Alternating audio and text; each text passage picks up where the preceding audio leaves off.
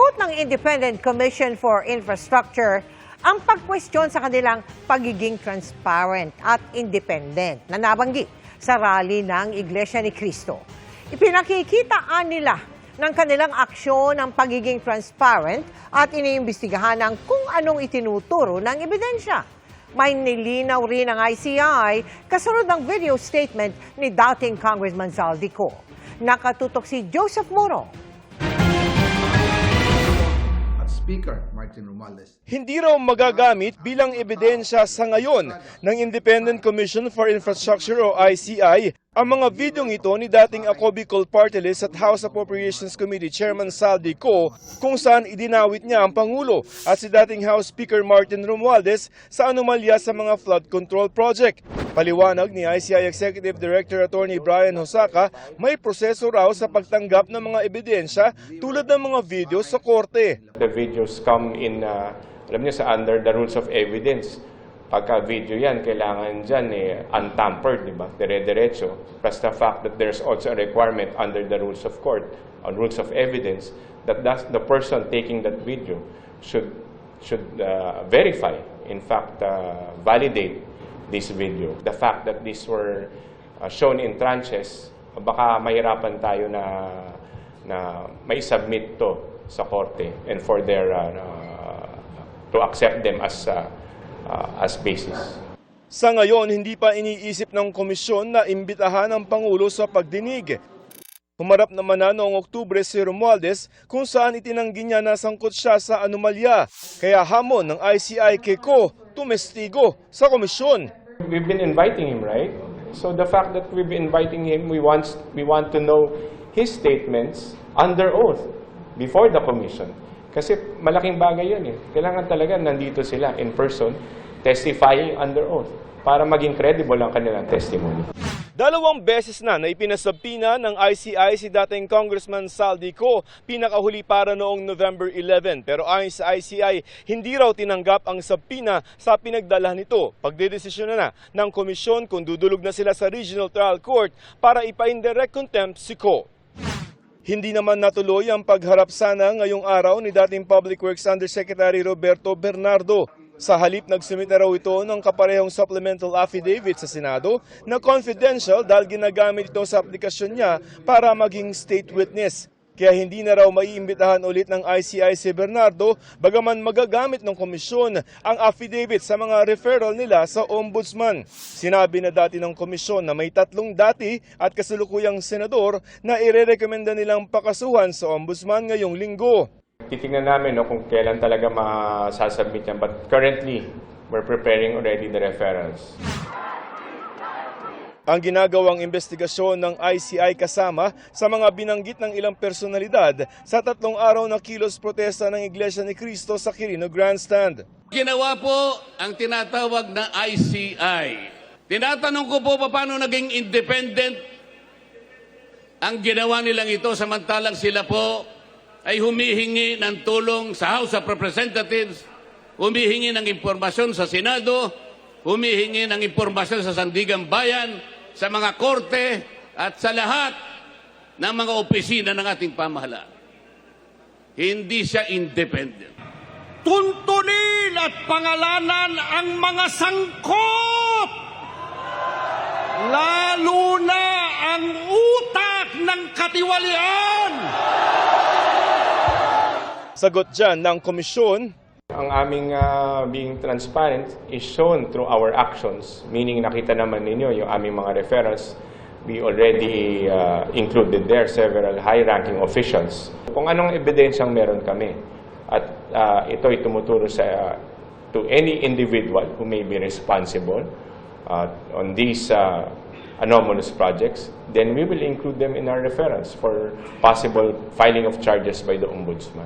Para sa GMA Integrated News, Joseph Morong, Nakatutok 24 Oras. Mga kapuso, sabay-sabay ngayong Kapaskuhan ang dami ng mga mamimili at naghahanap ng pagkakakitaan. Kaya ang iba nang i-scam. Kaya ingat po para maiwasan ang 12 scams of Christmas. Kung ano-ano ang mga ito, tinutukan ni Maki Pulido. Hindi pwede, madam. Ano po sa kanya, madam? Kailan lang nang maging viral ang bentahang ito ng cellphone. Akala ng kumukuha ng video, ini-scam siya ng kinatagpo niya kaya ayaw ibigay ang cellphone na binayaran na niya. Yun pala, walang natanggap ang may-ari ng cellphone.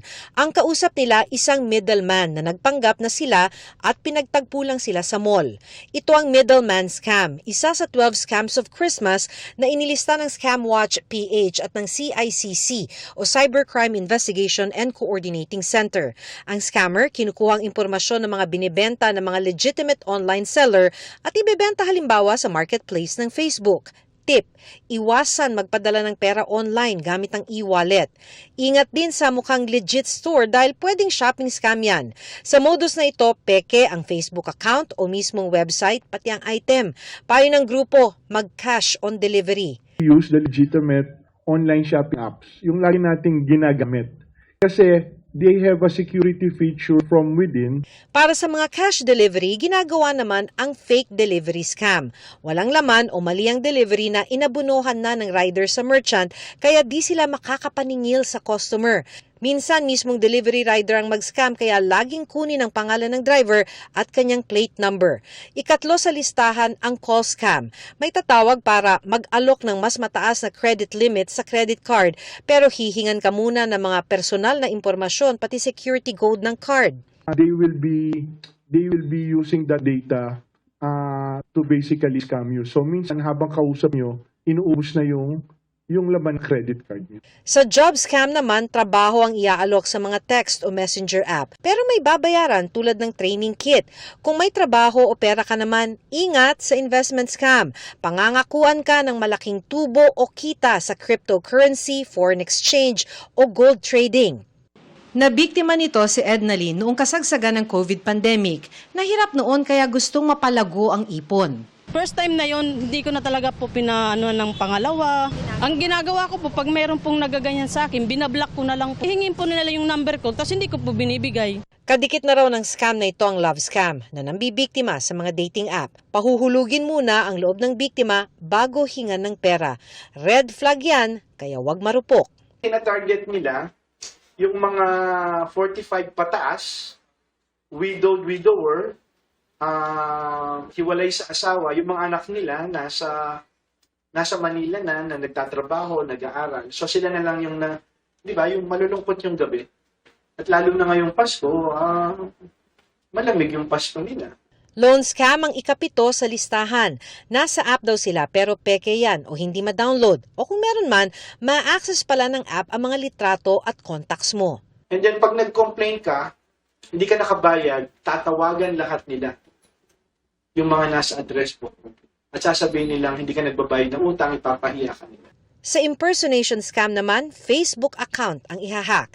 Pag na-access na ang FB mo, sila naman ang magpapanggap na ikaw sa mga FB friends mo para utangan o hingan ng pera. Kaya huwag magbigay ng personal info at security code sa kahit sino, kahit friends mo online para hindi makuha ang account mo. Kung nangyari na, tumawag daw agad sa hotline 1326 para matulungan kang ma-recover ang account mo. Sa mga gustong bumiyahe ngayong Pasko, ingat din sa travel scam. Kaya ang ilang booking agency o website. Kaya mag-book lang sa mga legit o mismong site ng airline o accommodation apps. Sa mga generous, lalo't Pasko, utak at puso pa rin dapat para hindi ma-charity scam. Baka nagpapanggap na biktima o charity ang nanghihingi ng donasyon o nagpapakita ng QR code. Tiyaking legit yan o idiretso ang tulong sa foundation. Last but not the least, inilista na rin ang online gambling. Kung mabilisan ang kita, magduda na. Biktima ka man o hindi, kung may scam, i-report ito sa hotline 1326. Para sa GMA Integrated News, Maki Pulido nakatutok, 24 oras. Kinilala ng Malabon ang mga natatanging individual na nag-ambag sa pag-unlad at nagbigay ng karangalan sa lungsod. At kabilang dyan, si GMA Network Incorporated Chairman Attorney Felipe Gozon bilang Most Outstanding Citizen of Malabon. Nakatutok si Jamie Santos. Tumanggap ng Malabon Medal Badge Lifetime Award bilang Most Outstanding Citizen of Malabon si GMA Network Incorporated Chairman Attorney Felipe L. Gozon. Para kay Attorney Gozon, isa raw malaking karangalan ang natanggap niyang pagkilala. Sa kanyang talumpati, sinariwa ni Atty. Gozon ang kanyang kabataan. At kahit hindi na raw siya nakatira sa Malabon, nananatili anya ang kanyang puso para sa lungsod. Dahil lang team, parangal sa mga nakaraan, o gunitain natin ang nakaraan, I would like to say that I am proud that I studied in Malabon Elementary School during my primary grades. That was a very, very long time ago. That I learned how to swim in Malabon River when it was not yet polluted. And that I spent my early formative years in Malabon. Kasama niya sa pagtanggap ng parangal ang kanyang mga kapatid na sina Carolina Gozon Jimenez, pati si Florencia Gozon Tariela na nauna ng ginawaran ng dangal ng Malabon Award. Ayon sa Kasama Incorporated na nag-organisa ng event, kinilala si Atty. Gozon dahil sa kanyang matatag na paninindigan sa katotohanan at pagsusulong ng responsableng pamamahayag sa pamamagitan ng pamumuno ng GMA Network Incorporated. Pinarangalan din ang iba pang personalidad mula sa sining, akademya, negosyo at serbisyo publiko. Ito pong pagbibigay ng ating gintong parangal ay hindi lamang po para sa kanila, kundi para sa bawat Malabuenyong nangangarap, nagbibigay ng masigasig na pagmamalasakit at karunungan, kagalingan. Para sa GMA Integrated News, Jamie Santos, nakatutok 24 oras. Lumika ng malalindol na pagyanig ang malakas na pagsabog at sunog sa iligal na paggawa ng paputok sa isang barangay sa Dagupan. 5 ang sugatan sa insidenteng yan. Nakatutok si Sandy Salvacio ng GMA Regional TV. Ganito kakapal ang usok na nakita ng mga residente ng Barangay Tabang sa Dagupan City mag-aalas 4 ng hapon kahapon. Dahil yan sa pagsabog ng isang iligal na pagawaan ng mga paputok. Kwento ng isang residente, nagpapahinga siya sa bahay nang marinig ang magkakasunod na malakas na pagsabog. Parang bulkan na sumabog. Napakataas yung ano? Oo, lakas. Ang lakas ng lindol. Nakahiga ako. Nagkasira-sira raw ang mga bintana at ilang gamit sa bahay. Mistulang binagsakan ng bomba ang lugar na kinatatayuan ko ngayon. Ayon sa mga nakausap natin na otoridad, dito sa lugar na ito yung mismong pagawaan at imbakan ng mga paputok. Dito naman sa bahaging ito mga kapuso makikita ang explosive unit ng PNP Dagupan na ongoing pa rin ang isinasagawang investigasyon sa insidente. Ayon sa mga nakausap namin, hindi nila alam na may pagawaan ng paputok sa lugar. Initially po, 3 yung tinakbo sa ospital. Pero after 2 hours, may 2 pa na matanda na tinakbo sa ospital kasi nasabugan siya ng mga bubog. So yung isa is yung bali nandun sa loob ng pagawaan. And yung 2 is nandun sa loob ng bahay na katapat ng pagawaan. Napula ang sunog matapos ang 1 oras. Accordingly, nagte-testing po sila. Nung nag-testing sila is walang roof yung walang roof yung makeshift na pagawaan tolda lang. May mga nakakalat na black powder doon na tamaan ng baga. Wala silang permit. So nakita natin yung pinasok ng soko natin at saka yung EOD natin. At saka wala silang mga gamit, devices for safety. Based sa report natin is nasa 4 na mga bahay yung nagtamo ng damage doon sa area. Yung majority ng damage nila kasi is yung sa pagsabog. Sinusubukan ng GMA Regional TV 1 North Central Luzon na makuhanan ng pahayag ang may-ari ng pagawaan ng paputok. Kailangan malayo po yung site na pinaggagawan natin ng paputok sa any structure, especially po yung mga bahay. Nagpapatuloy ang investigasyon ng mga otoridad sa insidente. Mula sa GMA Regional TV at GMA Integrated News, Sandy Salvacio, nakatutok, 24 oras. Di pa man lubos na nakakabangon sa gupit ng Super Typhoon Pepito nung nakaraang taon, heto't tinamaan naman ang Catanduanes ng Super Bagyong Uwan. Kaya't karamihan sa kanila problema ang masisilungan at mga gamit sa hanap buhay. agad nagtungo ang GMA Kapuso Foundation para maghatid ng tulong sa 5 bayan doon.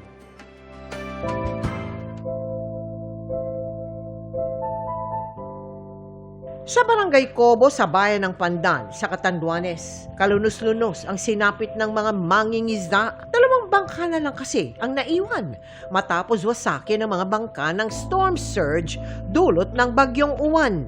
Doble ang sakit na nararamdaman ng mangingisdang si Fernando. Bukod sa nawalan ng kabuhayan, nasira rin ang bangka na nabili niya sa halagang 60,000 piso. Ano pa lang yun, 4 na buwan. Kaya wala pa akong hindi ko pa mabawi yung binili ko doon.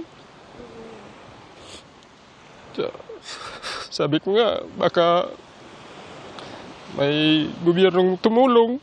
Pangingisda ang pangunahing kabuhayan sa lugar, kaya ang panawagan ni Fernando. Humihingi po kami ng tulong sa panghanap buhay sa dagat. Kasi yun lang kinabubuhay namin dito. Ang kanyang kapitbahay na si Elizabeth naman, naanod ang bahay ng malakas na alon. Kaya pansamantala siya nakatira sa bahay ng kanyang tiyahin na winasak naman ng pader ng storm surge. Dito po naman kami titira muna kahit na walang bubong. Pag umuulan, lilipat na lang kami dyan kahit saan na tabi-tabi. Noong nakaraang taon nang humagupit din sa Barangay Cobo ang Super Typhoon Pepito at ngayon naman pinadapa ng bagyong Uwan ang kanilang pier at ilang kalsada. Para maibsan ang kanilang kalbaryo, hatid ng GMA Kapuso Foundation ang food packs para sa mahigit 16,000 individual sa bayan ng Pandan, Bagamanok, Virac, Panganiban at Karamoran. Sa mga nais tumulong, maaari po kayo magdeposito sa aming mga bank account o magpadala sa Cebuana Luwalier. Pwede ring online via GCash, Shopee, Lazada, Globe Rewards at Metrobank Credit Card.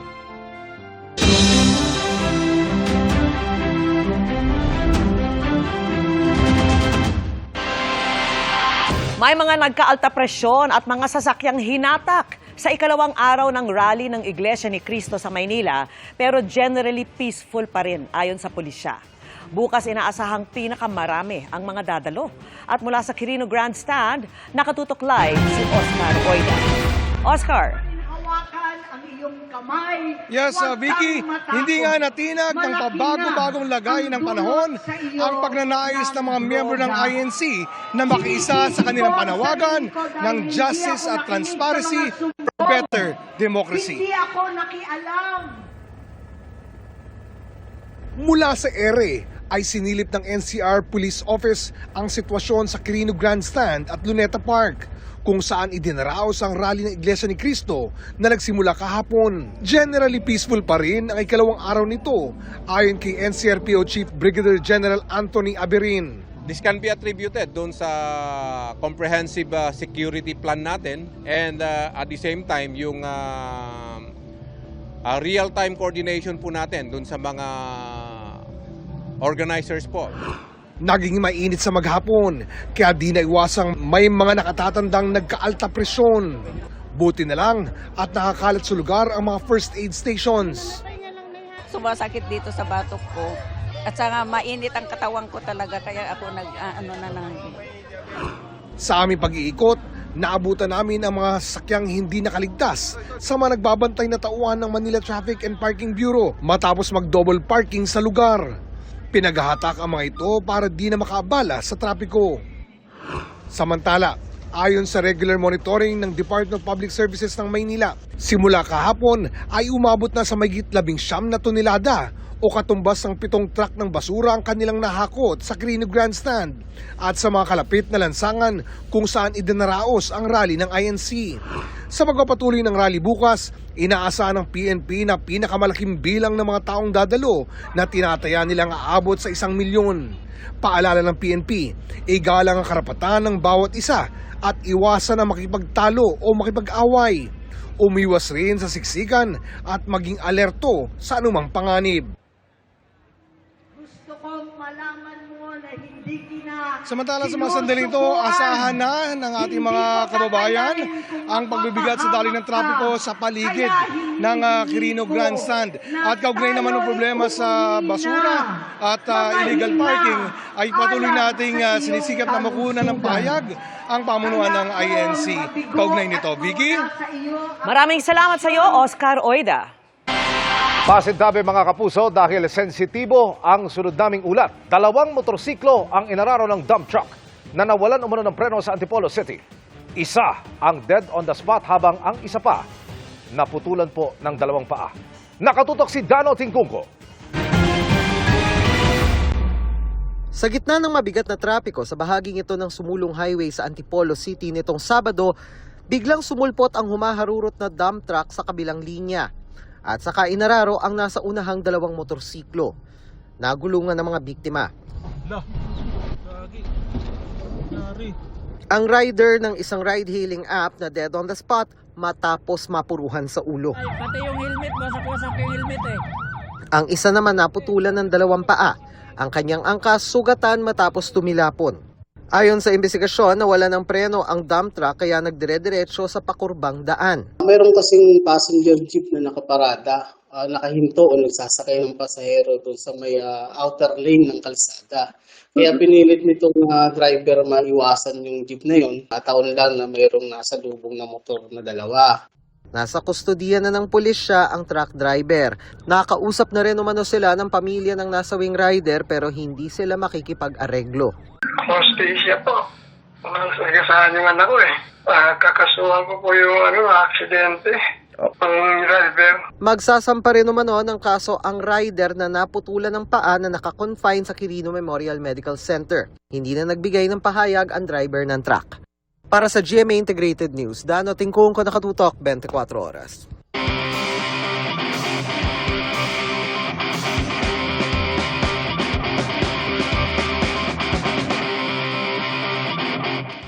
This Christmas rush, kung kailan mas traffic, malamang marami ang aasa sa mga motorcycle taxi.